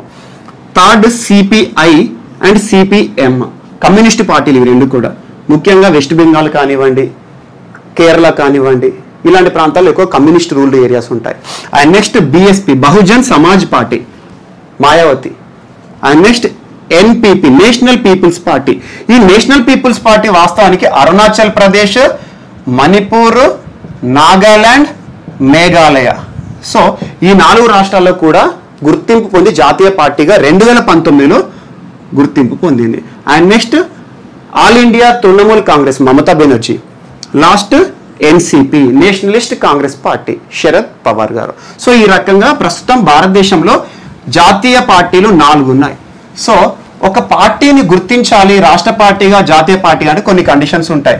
ఒకటి 2 స్టేట్స్లో కనీసం 2 స్థానాలు కానీ 6% ఓట్స్ కానీ రావాలి, లేదా 1 లోక్సభ ఎంపీ కానీ 6% ఓట్లు కానీ రావాలి. ఎగ్జాంపుల్, ఒక పార్టీని రాష్ట్ర గుర్తింపు పార్టీగా, రాష్ట్ర పార్టీగా గుర్తించాలి అంటే, ఎగ్జాంపుల్ టీఆర్ఎస్ ఉంది. టీఆర్ఎస్ని రాష్ట్ర పార్టీగా గుర్తించాలి అంటే కండిషన్స్ ఏంటి? 1, 2 అసెంబ్లీ స్థానాలు, ఆ అసెంబ్లీలో జరిగిన 2 స్థానాలకు గెలవాలి.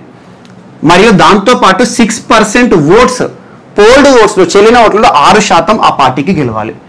లేదా 1% లోక్సభ స్థానం గెలవాలి, 1 సీట్, ఒక స్థానం లోక్సభలో గెలవాలి. దాంతోపాటు 6% పోల్డ్ ఓట్స్ గెలవాలి. లేదంటే 3% ఆఫ్ టోటల్ అసెంబ్లీ సీట్స్, లేదంటే 3 అసెంబ్లీ స్థానాలు, రెండిట్లలో ఏది ఎక్కువైతే అది గెలవాలి, ఈ రకంగా ఒక పార్టీని రాష్ట్రంలో గుర్తించబడ్డ పార్టీగా అంటారు. లేదంటే ఒక్క లోక్సభ స్థానం, ప్రతి 25 లోక్సభ స్థానాల్లో ఒక లోక్సభ స్థానం, లేదంటే 8% ఓట్స్. చాలా కండిషన్స్ ఉంటాయి. సో ఈ రకంగా ఎగ్జాంపుల్ చెప్తాను సింపుల్గా అర్థమయ్యేటట్టు.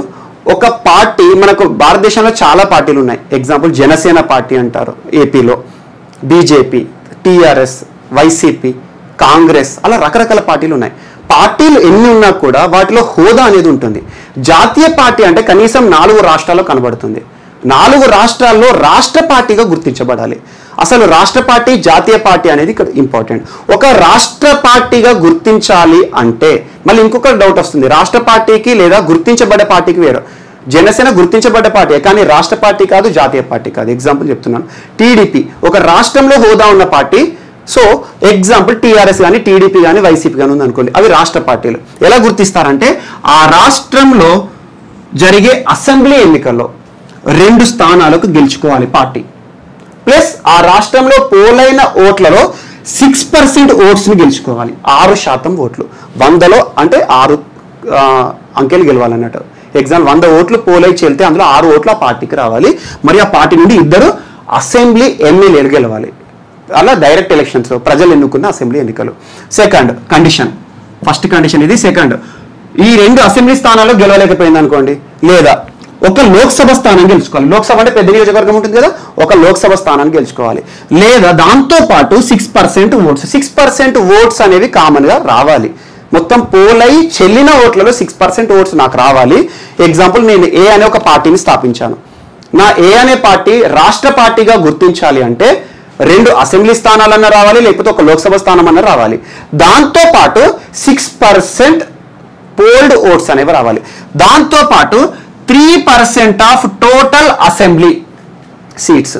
3% ఆఫ్ టోటల్ అసెంబ్లీ అంటే ప్రతి 100కి 3 అసెంబ్లీ స్థానాలు గెలవాలి, లేదా 3 అసెంబ్లీ స్థానాలు గెలవాలి. రెండిట్లలో ఏది ఎక్కువైతే ఆ ఫిగర్ రావాలి. ఈ రకంగా రాష్ట్ర పార్టీ. లేదంటే ప్రతి 25 లోక్సభ సీట్లలో ఒక లోక్సభ స్థానం గెలవాలి. అంటే 50 లోక్సభ స్థానాలు అనుకోండి ఒక రాష్ట్రంలో, ఎగ్జాంపుల్ యూపీ లాంటి తీసుకుంటే అక్కడ 2 లోక్సభ స్థానాలు గెలవాలి.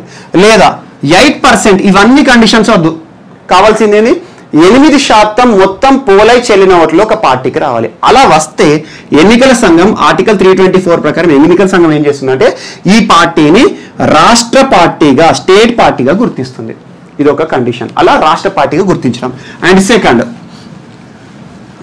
ఇలా ఒక రాష్ట్రంలో గుర్తిస్తే రాష్ట్ర పార్టీ అంటాం. ఇలా 4 రాష్ట్రాల్లో గుర్తించారు అనుకోండి, దీన్ని జాతీయ పార్టీ. దేశంలో కనీసం 4 రాష్ట్రాల్లో ఉందన్నట్టు. లేదంటే 6% ఓట్స్ రావాలి, 4 రాష్ట్రాల నుండి 4 లోక్సభ స్థానాలు గెలుచుకోవాలి, 1 or more, లేదంటే 2% ఆఫ్ లోక్సభ సీట్స్ 3 స్టేట్స్ లో గెలుచుకోవాలి. ఇది ఒక కండిషన్ ఉంటుంది. సింపుల్గా చెప్పాలంటే ఒక రాష్ట్ర పార్టీగా గుర్తించాలంటే మీకు ఇంతకు కండిషన్స్ చెప్పాను. ఆ 5 కండిషన్స్ లో ఏ కండిషన్ వచ్చినా సరిపోతుంది. అలా ఒక రాష్ట్రంలో పాటు మిగతా ఇంకొక 2-3 రాష్ట్రాల్లో కంటిన్యూ అదే గుర్తింపు ఉందనుకోండి, రాష్ట్ర పార్టీ గుర్తించింది అనుకోండి, దాన్ని జాతీయ పార్టీగా గుర్తిస్తుంది ఎన్నికల సంఘం. సో ఎన్నికల సంఘం ఒక పార్టీని జాతీయ పార్టీగా గుర్తించాలి అంటే కనీసం 3 నుండి 4 రాష్ట్రాల్లో దాని యొక్క ప్రభావం, దానికి గుర్తింపు ఉండాలి ఆ రాష్ట్ర ప్రజల్లో. అలా కండిషన్ ఏంటంటే 6% ఓట్స్ కనీసం 4 రాష్ట్రాల నుండి లేదా 4 లోక్సభ స్థానాలు గెలుచుకోవాలి, లేదా 2% of total Lok Sabha seats. Total Lok Sabha seats ప్రజలు ఎన్నుకునేది 545, ఎగ్జాంపుల్ అందులో 2 నామినేటెడ్ పోను 543. 3% ఆఫ్ 543 సీట్స్ ఎన్నో వస్తాయో అవి కనీసం 3 రాష్ట్రాల నుండి గెలుచుకోవాలి.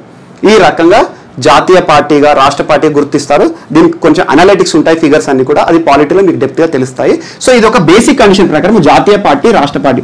అలా ఇటీవల ఏం జరిగిందంటే నేషనల్ పీపుల్స్ పార్టీకి జాతీయ పార్టీ హోదా పోయే అవకాశాలు ఉంటాయి. ఎందుకంటే చాలా మంది రాజీనామా చేస్తే కంటిన్యూ 2 సంవత్సరాలు రాష్ట్ర పార్టీగా కనీసం 4 రాష్ట్రాలు లేకపోతే దానికి జాతీయ పార్టీ అవకాశం పోతుంది. ఈ రకంగా జాతీయ పార్టీలు ప్రస్తుతం భారతదేశంలో 8 ఉన్నాయి. ఆ 8 పేర్లు చెప్పాను. రాష్ట్ర పార్టీగా గుర్తించడానికి కండిషన్ చూసుకొని చాలు. అలా రాష్ట్ర పార్టీగా ఒక 4 రాష్ట్రాలు గుర్తించబడితే అది జాతీయ పార్టీ అవుతుంది. మరి రిజిస్టర్డ్ పార్టీ అంటే ఏంటంటే ఎగ్జాంపుల్ నేను ఒక పార్టీ పెట్టుకుంటాను. ప్రాథమిక హక్కులో ఆర్టికల్ 19 ప్రకారం నేను పార్టీ పెట్టుకోవచ్చు. పెట్టుకొని నేను కొంతమందిని కూడబెట్టుకొని నేను ఎన్నికలు పోటీకి పోతాను. నాకు గుర్తింపు ఇవ్వాలి ఎన్నికల సంఘం, నాకు ఒక గుర్తును ఆపాదించాలి. అలా రాష్ట్రంలో రాజకీయ పార్టీగా గుర్తించి రాజకీయ పార్టీగా గుర్తించడం. ఆ తర్వాత అసెంబ్లీ ఎన్నికలకు పోతే రాష్ట్రంలో కొంతమంది ఓట్లు పొందితే 8% 6% పొందితే అప్పుడు రాష్ట్ర పార్టీ హోదా వస్తుంది. సో రిజిస్టర్డ్ పార్టీలు అన్ని రాష్ట్ర పార్టీలు కాదు, అన్ని రాష్ట్ర పార్టీలు రిజిస్టర్డ్ పార్టీలే, అన్ని జాతీయ పార్టీలు రిజిస్టర్డ్ పార్టీలే. అలా స్టేట్మెంట్ చూసుకోండి. సో ఈ రకంగా ఇటీవల నేషనల్ పీపుల్స్ పార్టీ విషయంలో కూడా ఒక కాంట్రవర్సీ జరుగుతుంది జాతీయ పార్టీ హోదాలో. సో ఈ రకంగా వార్తలు ఇచ్చిన. అండ్ ఇంకొకటి ఇటీవల రెగ్యులర్గా వార్తలు ఇస్తుంది fold scope microscope. Fold scope అంటే ఏంటంటే ఒక పేపర్తో మైక్రోస్కోప్ లాగా లేయర్గా చేయడం పేపర్తో. ఇటీవల వార్తలు ఎందుకు నిలుస్తుందంటే చాలా మంది కరోనా బారిన పడ్డప్పుడు ఏంటంటే యూజ్ అండ్ త్రో అనేది వస్తుంది. ఇది మినిమం ఈ మైక్రోస్కోప్ లాగా ఈ ఫోల్డ్ స్కోప్ ఏం చేస్తుందంటే వ్యాధిని నిర్ధారణ చేస్తుంది. ఎగ్జాంపుల్ డెంటల్ క్యావిటీలు కానివ్వండి, చిన్న చిన్న డిసీజెస్ నోటికి సంబంధించి కానీ ఏమైనా ఉంటే వాటిని డయాగ్నోస్ చేయడానికి ఈ ఫోల్డ్ స్కోప్ని వాడతారు. ఈ ఫోల్డ్ స్కోప్ తరచూ వార్తలు ఇస్తుంది. డాక్టర్స్ అందరూ కూడా చాలా మంది రికమెండ్ చేస్తున్నారు. ఈ ఫోల్డ్ స్కోప్ అనేది ప్రాచుర్యంలోకి తీసుకురండి. ఎందుకంటే పేపర్ ఆధారంగా చేస్తారు దీన్ని, డిఫరెంట్ లేయర్స్లో చేసి ఒక లెన్స్ పెడతారు, దాన్ని మొబైల్కి కనెక్ట్ చేసేసి మనం చూసుకోవచ్చు. మీరు ఫోల్డ్ స్కోప్ అని మీరు గూగుల్లో టైప్ చేయండి, దానికి సంబంధించిన ఇమేజెస్ వస్తాయి. సో ఈ ఫోల్డ్ స్కోప్ అనే కాన్సెప్ట్ని డెవలప్ చేసిన వాడు మను ప్రకాష్ అనే ఒక డాక్టర్, మను ప్రకాష్. సో ఫోల్డ్ స్కోప్ అనేది ఇటీవల తరచూ యూజ్ అండ్ త్రో మైక్రోస్కోప్ లాంటిది అన్నట్టు. అలా ఫోల్డ్ స్కోప్ అనేది ఇటీవల వార్తలు ఇచ్చింది. డాక్టర్లు అందరూ సజెస్ట్ చేస్తున్నారు. దీని కాస్ట్ అరౌండ్ 100 to 200 రూపీస్. ఒకవేళ కొన్ని సందర్భాల్లో 100 కంటే లోపలే ఉంటుంది. ఏదైనా వ్యాధిని డయాగ్నోస్ చేసి పారేస్తారు అన్నట్టు. అలా use and throw microscope fold scope అనేది కూడా తరచూ వార్తలు ఇస్తుంది. ఈ రకంగా కొన్ని జాతీయ అంశాలు ఈరోజు మనకు వార్తలు నిలిచినాయి. మరియు దాంతోపాటు రాష్ట్రీయ అంశాలకు వస్తే పివి నరసింహారావుకు సంబంధించి జూన్ 28వ తేదీన తన యొక్క జన్మదిన సందర్భంగా శతదినోత్సవ వేడుకలు సంవత్సరం అంతా జరపాలి అనే ఉద్దేశంతో తెలంగాణ ప్రభుత్వం కొన్ని నిర్ణయాలకు ప్రణాళికలు చేస్తుంది. అలా పివి నరసింహారావుకు సంబంధించి జూన్ 20 లోపల మనం కొన్ని విషయాలు తెలుసుకుందాము. గురుకుల పాఠశాల ఎక్కడ ప్రారంభించారు, ఎలా తన విద్యారంగానికి ప్రాముఖ్యత ఇచ్చాడు, బహుముఖ ప్రజ్ఞాశాలి, ఏ భాషలైనా మాట్లాడగలిగేవాడు, అండ్ రామేశ్వరంలోని కాంస్య విగ్రహం తరహాలు ఇక్కడ కూడా పెడతామని చెప్పేసి కొన్ని ప్రాంతాలను సెలెక్ట్ చేస్తున్నారు పివి విగ్రహాలు పెట్టడానికి. ఎందుకంటే పివి నరసింహారావు సౌత్ ఇండియా తెలుగువాడు మొట్టమొదటిగా ప్రధానమంత్రి అయ్యాడు. సో సౌత్ ఇండియా నుండి ఫస్ట్ పర్సన్ ప్రధానమంత్రిగా పివి నరసింహారావు గారు, ఆ తర్వాత దేవేగౌడ లాంటి వాళ్ళు వచ్చారు. కానీ పివి నరసింహారావు మొట్టమొదటి. తనను గుర్తుంచుకొని కొన్ని ప్రభుత్వం క్రియాశీల అవగాహన చేస్తుంది. ఏ రకంగా పివి నరసింహారావు ప్రఖ్యాతిగాంచిన వ్యక్తిగా గుర్తించాలి, భారతరత్న ఇవ్వాలి అని నరేంద్ర మోడీ గారికి స్వయంగా కలిసి చెప్తానని చెప్పేసి కూడా అసెంబ్లీలో బిల్లు పెడతామని ఇవన్నీ జరుగుతున్నాయి. దీనికి సంబంధించి మనం అంతా కూడా నెక్స్ట్ చూద్దాము, దానికి సంబంధించి విధి విధానాలు రాగానే. దాంతోపాటు ఈరోజు ఏపీ విషయానికి వస్తే వైఎస్ఆర్ కాపు నేస్తం వైఎస్ఆర్ కాపు నేస్తం అనే పేరుతో ఇటీవల ఆంధ్రప్రదేశ్ ప్రభుత్వము ఒక కార్యక్రమాన్ని శ్రీకారం చుట్టబోతోంది. అదేంటంటే కాపు మహిళలను ఉద్దేశించే పథకం. కాపు మహిళలు, కాపులో 45 నుండి 60 సంవత్సరాల వయస్సు గల మహిళలకి సంవత్సరానికి 15,000 రూపాయల ఆర్థిక సహాయం ఇచ్చేసి వాళ్ళ జీవనోపాధిని పెంచడానికి ఉద్దేశించబడింది. అలా 5 ఏళ్లలో 75,000 రూపాయలు ఇస్తున్నట్టుగా ప్రభుత్వం ప్రకటించింది. సో ఈ పథకం ఇప్పుడే వార్తల్లోకి రాలేదు. ఎన్నికల మేనిఫెస్టో, ఎన్నికలకు ముందు జగన్మోహన్ రెడ్డి గారి ప్రభుత్వము కొన్ని కీలక సూచనలు చేసి నవరత్నాలు తీసుకొస్తామని, అలా మేనిఫెస్టోలో చూపించిన ఒక్కొక్క పథకం చూపించిన పథకాలను కూడా తీసుకొస్తుంది. అందులో భాగంగా కాపు మహిళలను ఉద్దేశించబడిన కొన్ని కులాలు ఉంటాయి. కొన్ని కాపు కులాలను ఉద్దేశించి ఆదుకోవాలనే ఉద్దేశంతో వైఎస్ఆర్ కాపు నేస్తం అనే పథకానికి బుధవారం రోజున వైఎస్ జగన్మోహన్ రెడ్డి గారు ప్రారంభించబోతున్నట్టుగా వార్తలు వస్తున్నాయి. అండ్ నెక్స్ట్, ఆంధ్రప్రదేశ్ సంబంధించి పశు సంరక్షణ పథకం ఇది వైఎస్ఆర్ పేరు మీద వస్తుంది. పశు సంరక్షణ పథకం, వైఎస్ఆర్ పశు సంరక్షణ పథకం 08500001962 ఒక టోల్ ఫ్రీ నెంబర్ ఇచ్చారు. ఎందుకు ఇచ్చారంటే దీని ప్రకారంగా పశు సంవర్ధక శాఖ, రాష్ట్రంలోని పశు సంవర్ధక శాఖకు సంబంధించి పశువులు చాలా ఉంటాయి. పెద్ద పశువులు, ఎగ్జాంపుల్ గేదెలు కానివ్వండి, అలాంటివి 75,000 గేదెలను మరియు 25,000 గొర్రెలు, మేకలు, చిన్న చిన్న జీవులు, వాటిని అన్నిటినీ కూడా ఎనిమల్ హెల్త్ కార్డ్స్ ఇస్తారు. ఎనిమల్ హెల్త్ కార్డ్స్, జంతువులకు హెల్త్ కార్డ్స్ అనేది ఇస్తారు.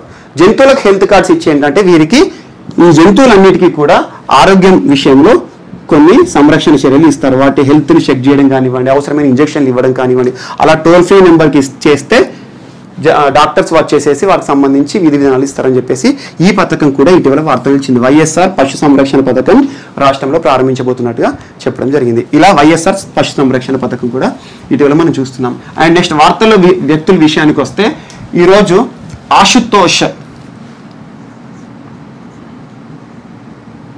అనే ఒక స్విమ్మర్, ఈతగాడు, జాతీయ స్థాయిలో చాలా పథకాలు గెలుచుకున్నాడు. ఒక యువతార, తను కూడా కరోనా బారిన పడి చనిపోవడం జరిగింది. కరోనా బారిన పడి ఆశుతోష్ అనే ఒక జాతీయ స్థాయి క్రీడాకారుడు, భారతదేశానికి చాలా పథకాలు జాతీయ అంతర్జాతీయాలు కూడా కొన్ని ఆడాడు. ఆశుతోష్ ఇటీవల చనిపోవడం జరిగింది. సో ఈ రకంగా కరోనా బారిన పడ్డ ఎవరైతే ఉంటారో క్రీడాకారుల విషయంలో చాలా మంది చనిపోతున్నారు.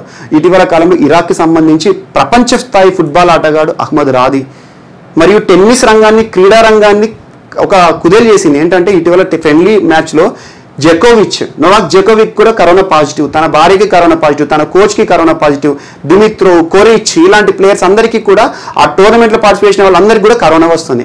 సో క్రీడా రంగంపై కరోనా ప్రభావం చాలా దారుణంగా ఉంది. సో క్రీడలు ఇప్పుడిప్పుడే ప్రారంభమవుతాయనే ఆలోచనలో టెన్నిస్ రంగానికి వచ్చిన ఈ యొక్క భయము ప్రతి ఒక్క క్రీడాకారాన్ని ఇప్పుడు క్రీడా రంగాన్ని ప్రశ్నార్థం చేసి ఇప్పుడు క్రీడలు ఏమి జరిగే ప్రసక్తి ఉందా లేదో చూడాలి. ఈ రకంగా ఆశుతోష్ భారతదేశానికి సంబంధించిన ఒక క్రీడాకారుడు, ఇటీవల స్విమ్మింగ్ క్రీడాకారుడు జాతీయ స్థాయిలో పథకాలు చనిపోవడం జరిగింది. కరోనా కారణంగా హాస్పిటల్లో ట్రీట్మెంట్ చేస్తూ జరిగింది. ఎందుకంటే ఢిల్లీకి సంబంధించిన ఇతను ఢిల్లీలో కరోనా పేషెంట్స్ని ఏ రకంగా ట్రీట్ చేస్తున్నారు, హాస్పిటల్ చేసిన నిర్లక్ష్యం కారణంగానే చనిపోయాడు అని చెప్పేసి చాలా పత్రికలు రాశాయి. సో ఈ రకంగా కరోనాకి సంబంధించి ఒక అంశం కూడా ఆశుతోష్ అనే వ్యక్తి చనిపోవడం జరిగింది. ఇది వార్తలు నిలిచిన అంశము. సో రిమైనింగ్ టాపిక్స్ మనం చూద్దాం. Thank you.